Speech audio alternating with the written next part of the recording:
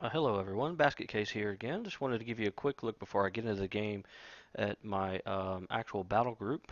You can see my tanks are GRE, Grobble Rock Eater, and the Shield Warden. My main range being the Bolters and Protectors. 4 or 5 support units, and a couple harass units, an array of equips and spells that we will see most of them. I'm going to try to use a lot of them in the game itself. So let's see how it goes. Get right into it. Alright, let's see. First thing I always do is assess my component if I can figure out who they are, if I know them, if I know how they play, what problematic runes they always carry with them. Coming back to the game just recently, I don't know anyone, so can't really get any assistance there. So I do know that I'm playing KF. And the strategy in my deck is typically that I'm going to force people to work around my GREs because a lot of people use physical damage in their decks. So the first champions they put in the font are going to be physical damage champions. And the GRE completely negates those and allows me to kind of get in their face and slow things down so that I can get my units out and build them up and build my army and move forward. Can't really do that here because the Grobble Rock Eater has a vulnerability magic, and KF is known for using lots of magic damage. They have melee magic damage champions, range magic damage champions, so that's not going to be a good strategy here.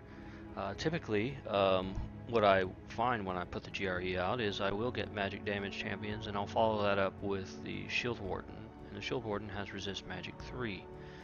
So they play off each other's weaknesses fairly well. And they make a pretty good team, Shield Warden being expensive. At 80 Nora, to me, I typically only use 75 Nora and below champions. But the Shield Warden does really good work for me. You'll see that here in this video. Their first champion, the Aurora Inspector. Really good champion. The coolest thing about him is he has Discovery, so all of my champions that get put on the board will be immediately illuminated for 6 turns, and when they get attacked, he gains 2 Nora, conditions removed.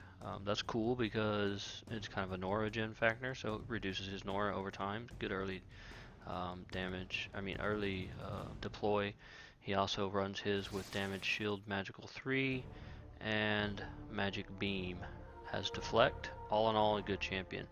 So you see here that I'm innovating and superior tinking my Shield Warden because I don't need to get into that font, but I can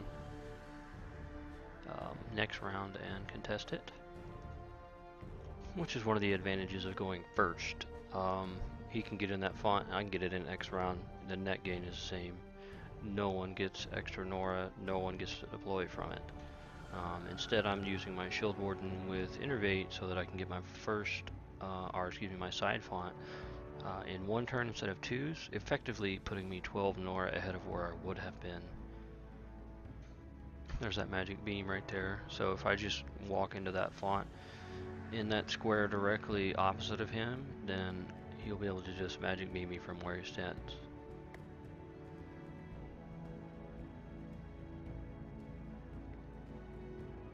Which is likely going to be his first choice.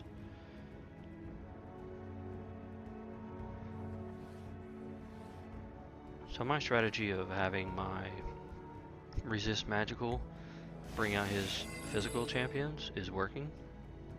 I can tell because most likely he would have liked to deploy a ranged champion. Probably his ranged champion has magical damage. Instead he deployed a melee champion, but that melee champion comes with another melee champion, so 2 sources of physical damage. That champion also has flying, so it allows him to pass over that impassable terrain that you see in the hash marks there and get his side font and get back into battle quicker. So you can see me putting my Silver Clan 1 space off of center, so if he wants to beam me, he has to come over like he does, beam me, and then move back. Used to be a pretty good animation with that. I don't know where it went. A lot of animations have disappeared. So he's got 3 melee champions out. I definitely want to control the battle, and the way that I'm going to do that is forcing him to fight me by deploying ranged. If he doesn't answer to my ranged champions, then I'll be able to attack him safely from my side of the font, and he'll have to stay on his, which he won't do, of course. He'll come back to my side of the font and be even further away from his deploy, closer to my deploys. Tamed Lurper, just taking a look at him. Bolter is my go-to first range champion, especially early game when I can do a lot more control on who the crossbow relic hits. That's gonna be very good for me. It's gonna be doing a lot of damage since there's not very many champions out. 5 damage per turn is pretty huge. It's the main reason that I like this unit. Just calculating to make sure I can get back in the font. I can. So go down and give him some AP so he's ready to go. So you can see I have some pretty good threats set up here. One champion's a little bit further away, my shield warden, but he'll still be able to get into the battle and engage anyone who comes up on my Tinkerer, while my Tinkerer runs for his life. My opponent's deciding what he's going to do. At this point, he can either sit back and you know, try to use divert and deflect. I don't know who divert is on. Divert is on Anaru. She has the ability, so she can place it on the Tamed Lurper or on the Aurora Inspector. That means that Aurora Inspector could deflect 2 attacks, or each of those are going to be deflecting the first 1 attack. The obvious choice would be the Inspector, but that also might be a good reason to put it on the Lurper,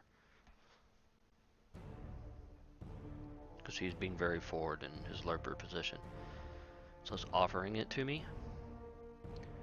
So what I need to do on this next turn is check and see which of those has the divert. I can do that by attacking the Lurper. I want my Shield Warden to be the forwardmost unit, so he takes that damage reduced by maybe combat awareness, not sure, I think it is, and defense. So you can see he'll be 1 space closer. He's 2. Now he's 1 space closer to the Lurper than my Bolter, so he will get that attack. If it's deflected, it is not. So both divert and deflect are on the Aurora Inspector. I had to be cognizant of that as I try to kill him, so that I do not use boosted attacks, because if I boost all my guys and then start attacking, I have to eat my own boosted attacks.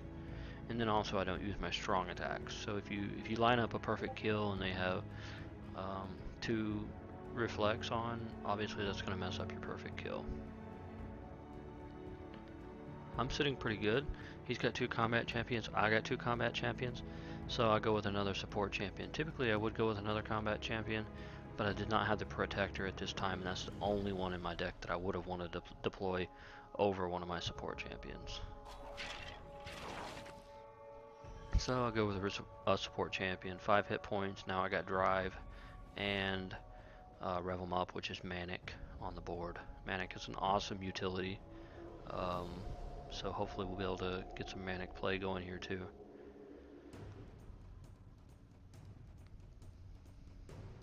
Just kind of counting squares and doing calculations on what I need to do the next turn. I use the time I have in this turn to calculate what I can do in the next turn.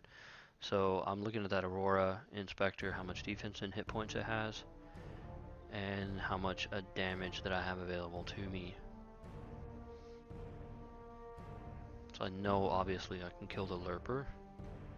I don't need a calculation there. It's going to take 2 attacks.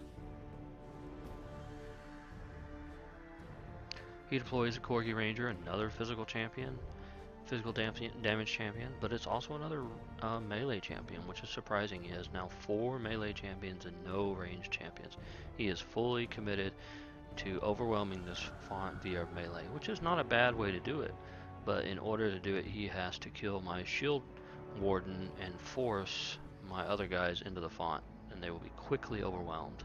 Any of those supports or ranged champions would be 1-rounded at this point by these 4 champions. The Warden, you can see bold, has got his defense up to 7. So he's sitting pretty good. Looks like my opponent is doing some calculations himself. Let's see. Nope, he's not going to move in. He's going to reposition. He's going to try to save his lurper. Look, you can see now that he knows that I know it doesn't have divert on it, so he wants to try to keep it from being killed. So everything just now got 5 more hit points. Queen and Aru's coming in with reflexives, so I need to be cognizant of that. I'm not going to be able to do as much damage with my shield warden on her when she's taking 35% less damage from melee attacks through reflexes.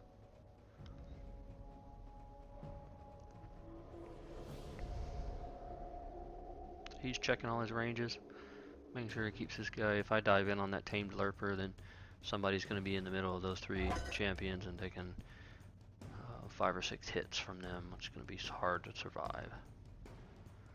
But I usually attack what's given to me. You can see if you do a diagonal line, all of his other champions are kind of on a front, and the Aurora Inspector's 4 spaces in front of that front.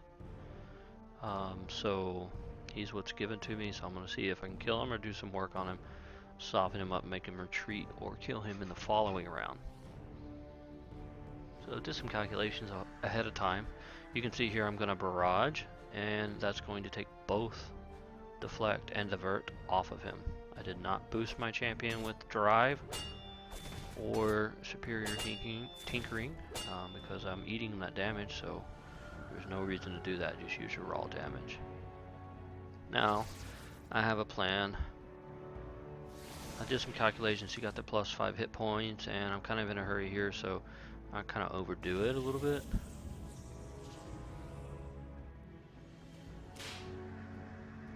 But I don't mind overdoing it. So I got 20 damage, and I'm going to do 3 attacks. He's got 44 hit points.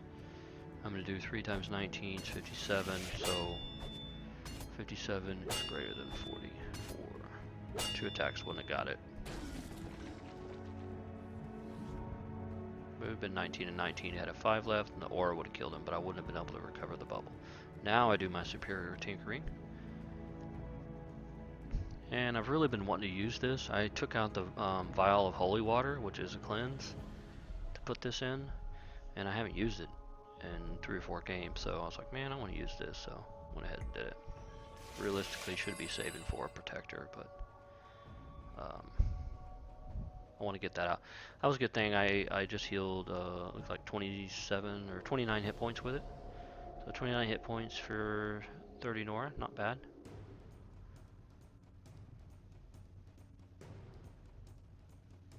It's kind of an AoE version of the repair that I have in this deck and in all construct decks. Repair used to be 35 hit points for 35 Nora, now it's 30 hit points for 40 Nora. So taking quite a beating with a nerf stick. Puts out a snake charmer. Last round, I guess, and this round summons a poisonous cobra, which has blind, I believe, blind 4. It's incredible that a summoned unit can blind a unit, can take him out of combat for 4 turns or 2 whole rounds. Pretty incredible summoned unit right there. Typically summoned units are pretty simple. Not the case here. So he elects to move forward and hinder movement on my ranged champion, taking his speed down to 4. I don't know if he thought that it would activate hit and run or not.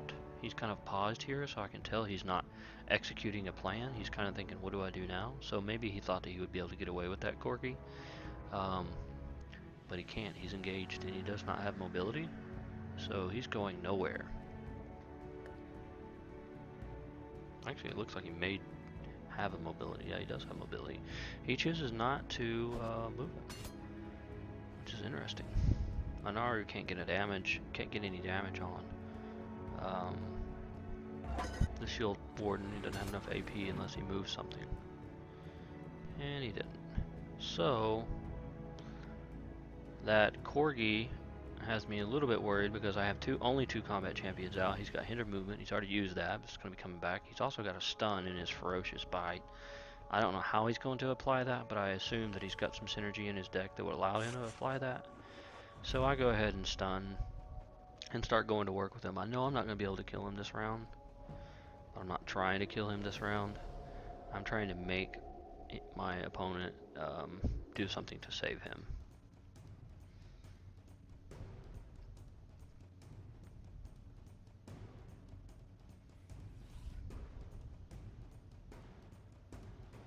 Taking advantage of the -2 defense that you get from stun through the attacks. So he took 10 damage from the hammer itself, but he allowed 2 attacks at -2 defense, so it's another 4 damage, so 14 total damage attributed to that hammer. Pretty good spell. Typically want to use it when I get the kill. Not the case here, don't have enough combat champions out. But I'm not too worried about what's on the field. Nothing really can reach me next round. I would like to EGS that Rage of the Circle, but I can't yet. Not in range.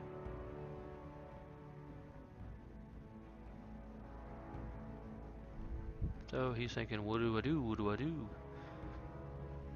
How do I save my corgi? How do I kill the shield warden?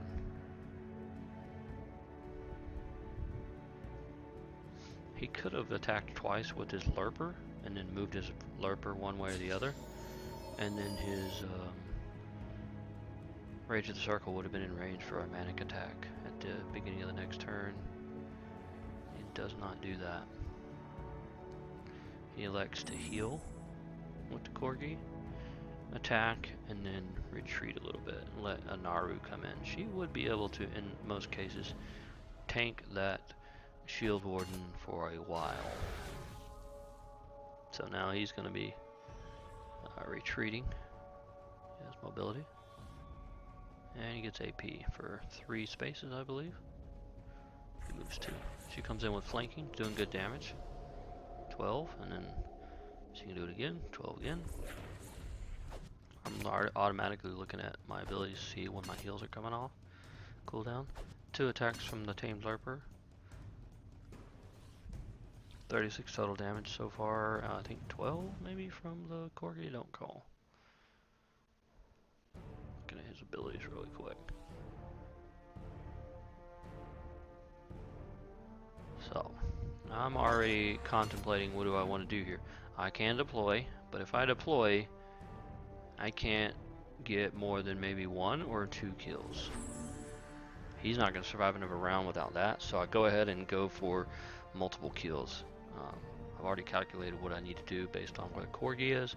He brought some other champions up into AoE 2 range, so I've kind of already did this work, the math work, last round.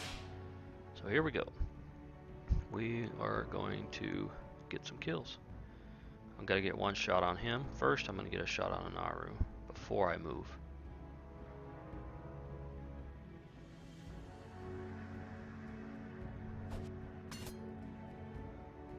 Don't have enough AP to move and attack, but that's okay. I got 4 more right here.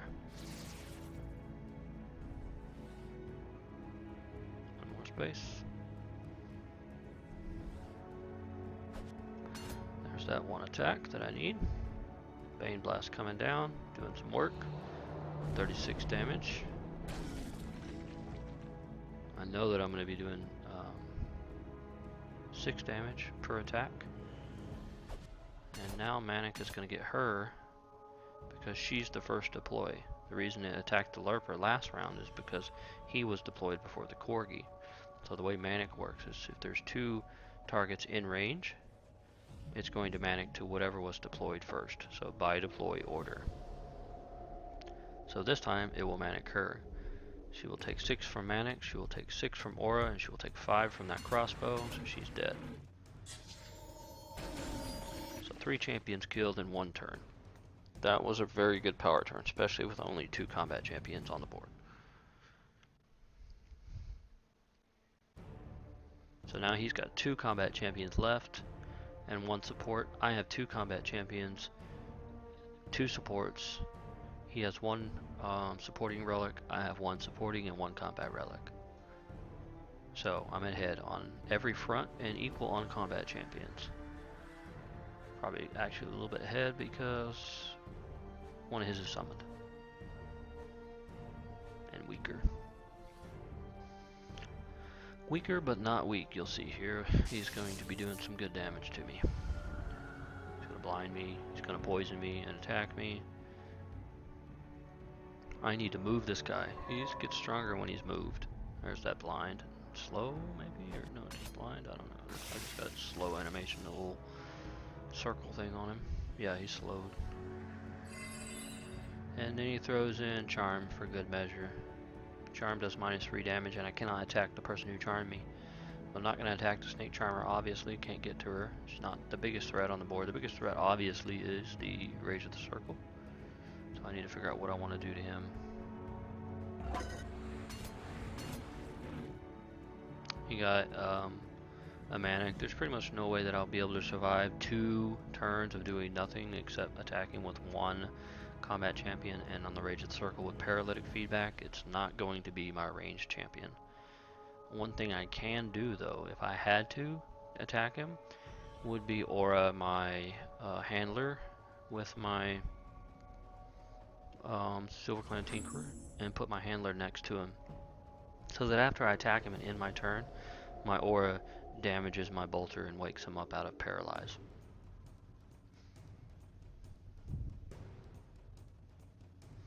I like to retreat. I'm trying to spread damage. I should have used also my handler to help block here. He's got 2 defense, and I've got the heal coming off cooldown next round, or 2 rounds I think, on my Morin's corner. So I really just need to survive 1 round, and then everyone's going to get a lot of health. It's going to be a big old heal. But I don't use my handler here and let poor old Silver Clan take all the damage.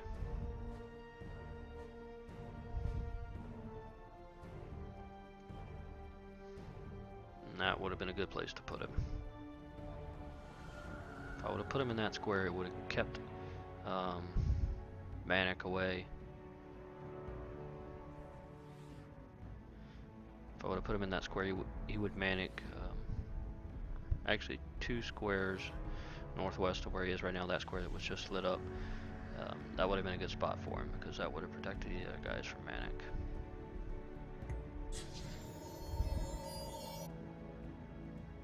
So he can't do a basic attack.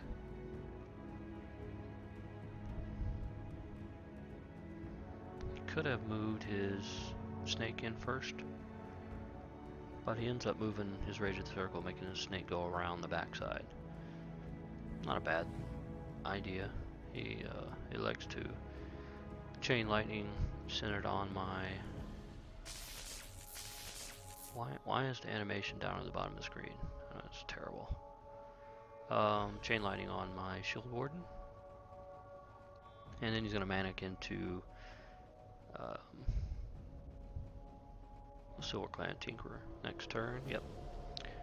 Next turn. See, so if I would have spread some more damage on that handler, that would have been good, because he's going to heal. He's got 2 defense, so he's going to tank a little bit better. So if he was 2 spaces northwest, he would be the Manic target, because he would be the closest one.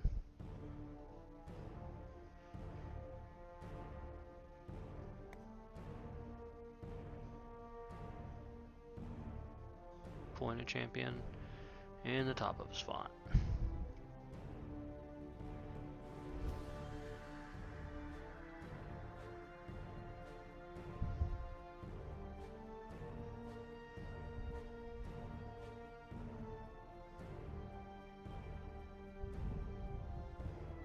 He's playing kind of slow. I play kind of slow too.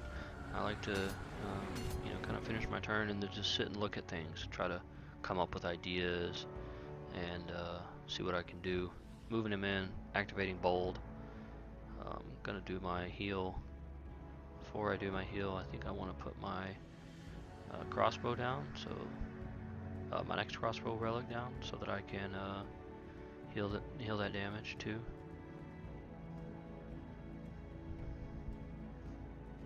So I healed 29 the first time.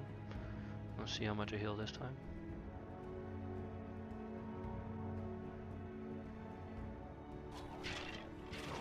Yeah, so he's gonna be able to take that full heal now.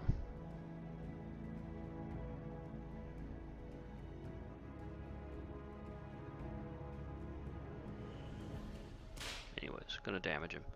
Make sure I get all my damage in, and then we'll do my heals.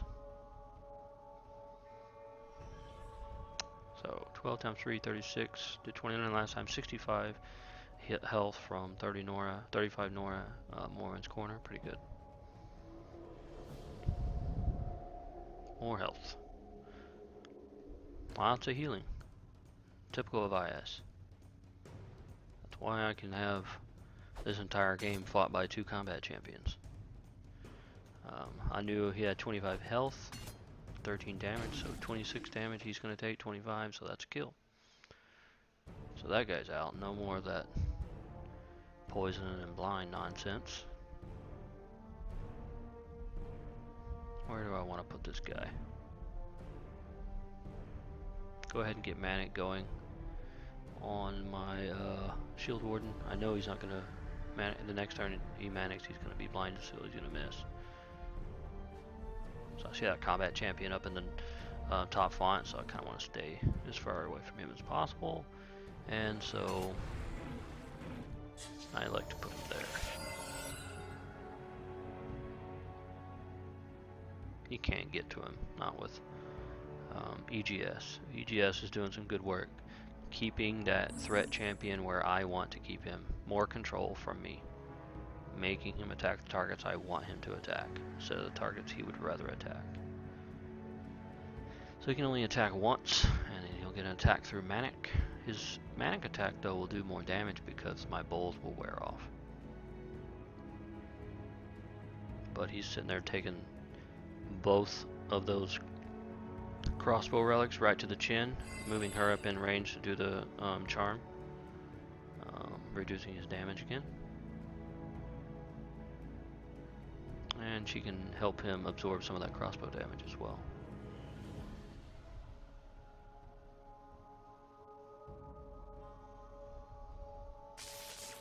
So if I can kill him, if I can kill the Rage of the Circle before that combat champion gets here, then I'll be able to go directly into killing that combat champion. Support champions with nobody to support are just worthless.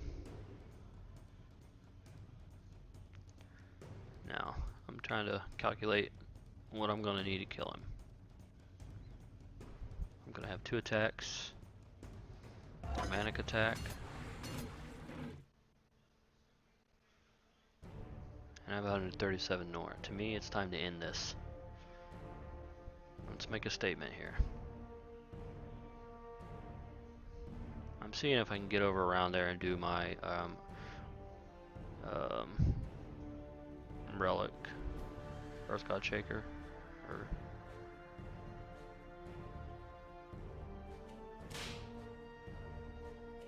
getting my damage up, get my AP up. I can't do 2 attacks because I'm gonna be paralyzed, and I have no way of doing damage to myself to wake that up. If I had a bomb or something that I could cast on my own unit, or a spell, I guess I could do it with a spell.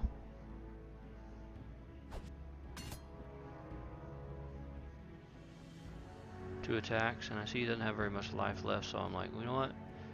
Let me go ahead and kill him. And then I remembered, you know what? I'm not going, after I do this, I'm not going to get the little zombie from Limbo, because you can't deploy on hazardous terrain. So it's not going to deploy the zombie. I'm hoping to kill the zombie, or kill him and have the zombie Manic into her. So, go ahead and that does 9 damage, then 6 and 3 to the same champion, but I have 2 champions in range, so it's going to do 9 to both of them, and then 6 to one of them. You can see there, and then of course animation at the bottom of the screen, which is awesome. But I did not get the zombie because of the lava on the ground. I probably could have macadamized over the lava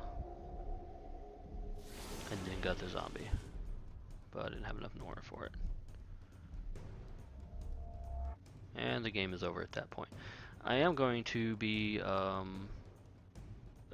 recording losses and producing those two. I've only recorded wins thus far, um, but the only one that I have recorded, it didn't come out with any game sounds. And with no special effects sounds or music or anything, it was pretty dry. I tried to put music in the background and that didn't really help, so ended up just scrapping it, but just wanted to let you guys know I'm not only going to record wins, I'm happy to record losses as well, and I will show those to highlight my mistakes and see what I can do to learn and reduce the amount of losses I have. But I hope you guys enjoyed that. So until next time, thanks a lot. Have a good day.